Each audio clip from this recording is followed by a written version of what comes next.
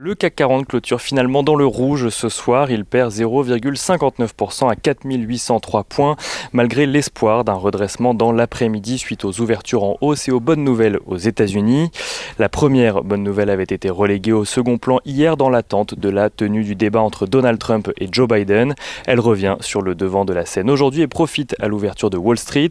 Il s'agit de discussions en bonne voie pour qu'un plan de relance voie le jour aux États-Unis. La nouvelle était arrivée en France dans la nuit de lundi à mardi. Les démocrates avaient proposé un plan de relance de 2200 milliards de dollars, un plan qui permettait, selon la présidente démocrate de la Chambre des représentants Nancy Pelosi, de réduire le coût des aides économiques. Au terme de plusieurs jours de discussion avec cette dernière, donc Steve Mnuchin a annoncé lors d'une conférence organisée par CNBC qu'il y a une chance raisonnable de parvenir à un compromis. Une nouvelle qui tombe surtout à pic pour le gouvernement Trump alors que le débat d'hier soir donne le président sortant gagnant à 28% contre 60% pour Joe Biden. Il faut dire que le fond n'a été que peu abordé durant cette séance d'invectives à répétition. Un débat qui n'aura finalement eu qu'un impact limité sur les marchés avec assez peu d'annonces susceptibles de les faire bouger. Le débat n'aura pas rassuré pour autant les investisseurs sur la période électorale voire post-électorale.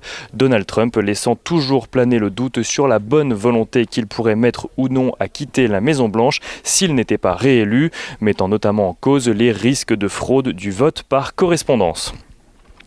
Les investisseurs américains ont cependant accueilli favorablement une deuxième bonne nouvelle aujourd'hui. Il s'agit de l'Institut ADP qui estime à 749 000 le nombre d'emplois créés aux États-Unis, soit 100 000 de plus qu'attendu et surtout une très forte augmentation par rapport aux 428 000 au mois d'août. Attention toutefois à la révision possible du chiffre actuel. Le PIB des États-Unis diminue lui de son côté de 31,4% en rythme annualisé sur la période d'avril-juin, soit légèrement moins que la baisse attendue.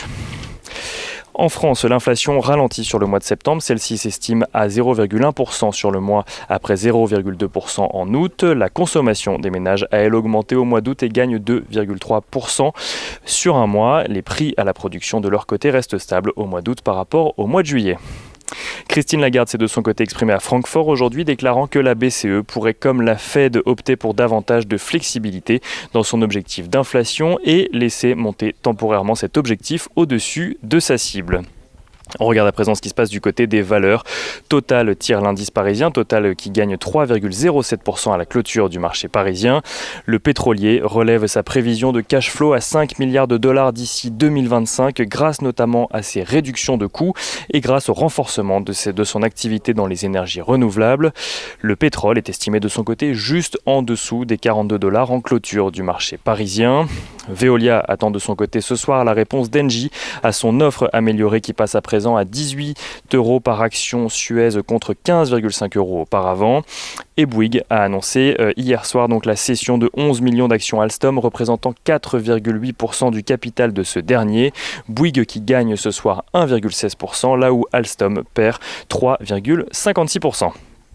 Demain se tiendra le fameux Conseil européen qui avait été annulé il y a 2 semaines suite au test positif de Charles Michel, le président du Conseil.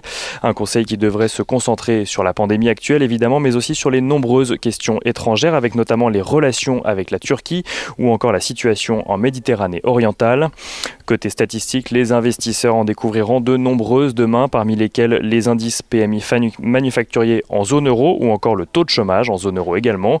Côté entreprise, en France, Bill & Kaufman & Broad ou encore Onco Design publieront leurs résultats semestriels.